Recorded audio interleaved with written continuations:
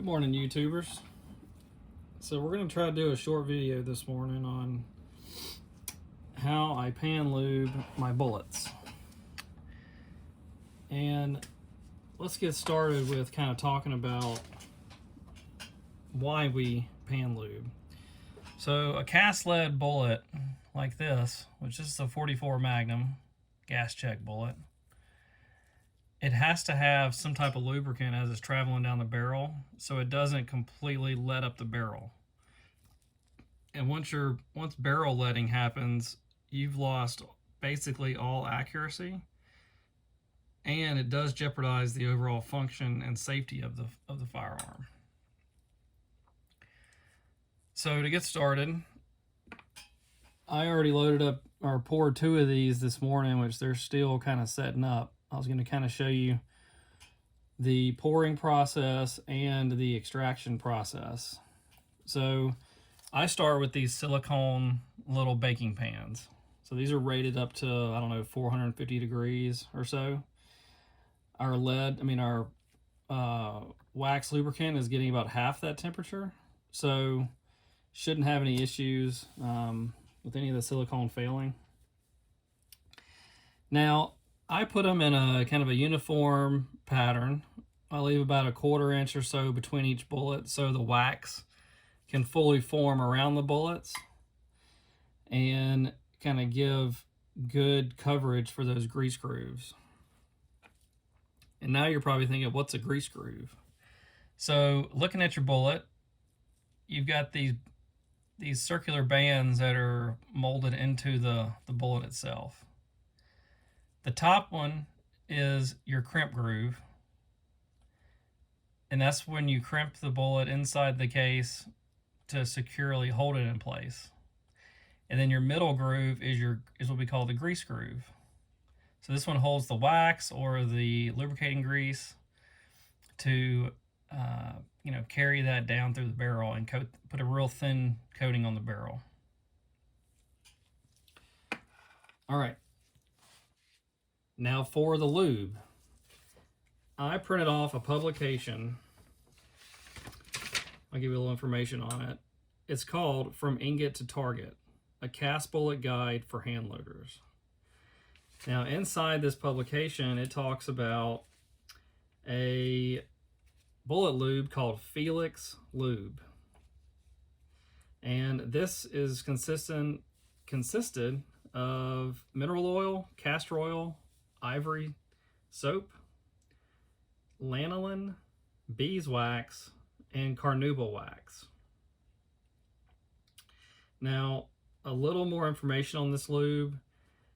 Now, if it's referencing that, it doesn't reference it in here that I can see, but from all the reviews that I've looked at, this lube can go up to around 2,000, 2,200 feet per second on a load and not have any issues with leading or any of that. It just does a really good job apparently.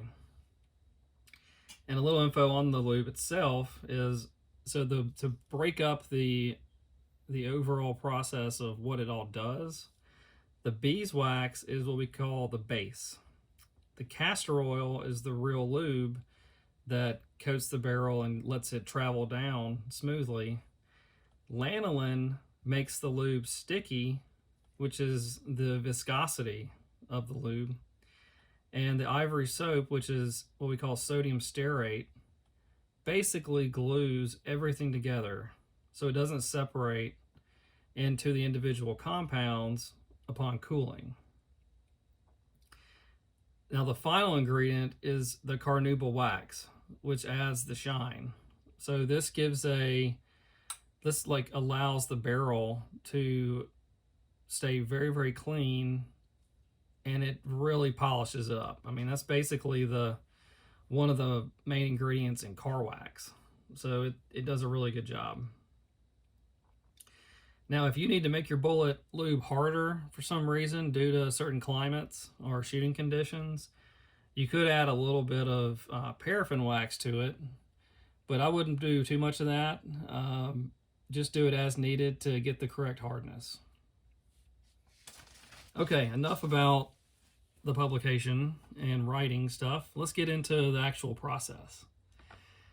So let's go ahead and move these two out of the way, and we'll slide a new one in place. And what I recommend is you put down some type of cardboard below all of this. I kind of just move it close. And you're going to want to use a turkey baster. I use this one right here. Got it on Amazon.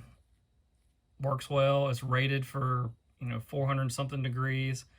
Our wax is only going to get to half that, like we said. And you don't want to use a cheap plastic one, because this wax is so hot that it could crack or be dangerous to use during this process. First thing we do, we want to fill our turkey baster with the hot wax. And lesson learned is you want to gently tilt this up to allow the vacuum inside to release, because it pours out. And what happened to me earlier is that when I first did it, it shot out and got all over this little area of the shop. Then you want to gently stick it in and just gently go around the outside walls to start filling in the pan. And as you do that, it's going to uniformly put a coating all the way across the pan. Now our objective is to only fill right past that grease groove. We don't want to get too high into the crimping groove, because that'll cause more of a mess when we start to crimp down on the bullet.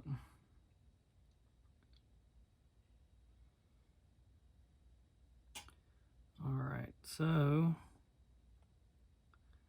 this is looking really good. We got it right there. All right.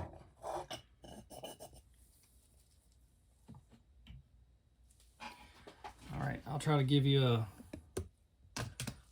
little view of kind of what this looks like. As you can see, it's pretty uniform going across. And here's some that we did just a little while earlier. And you can see that it's starting to cure and get hard.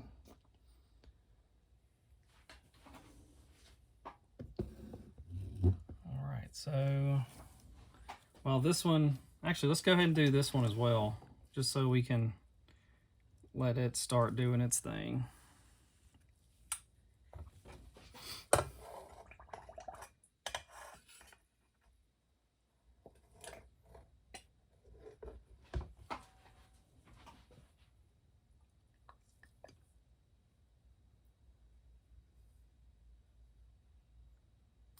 Now, to make the Felix lube, it's quite a process. You have to follow the instructions to the T, because certain ingredients react differently to heat. And you have to do it in a double boiler basin, almost like a candle wax technique. Because if you scorch any of the wax, you basically compromise the integrity of the lube.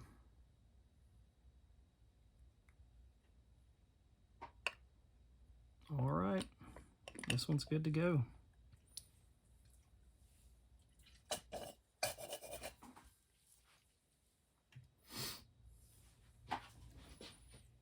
Let those kind of do their thing. So let's look at one of these that's ready to be extracted. Now, these silicone molds are super flexible, which allows you to easily push on the bottom, work around the sides to release that lube block. There we go.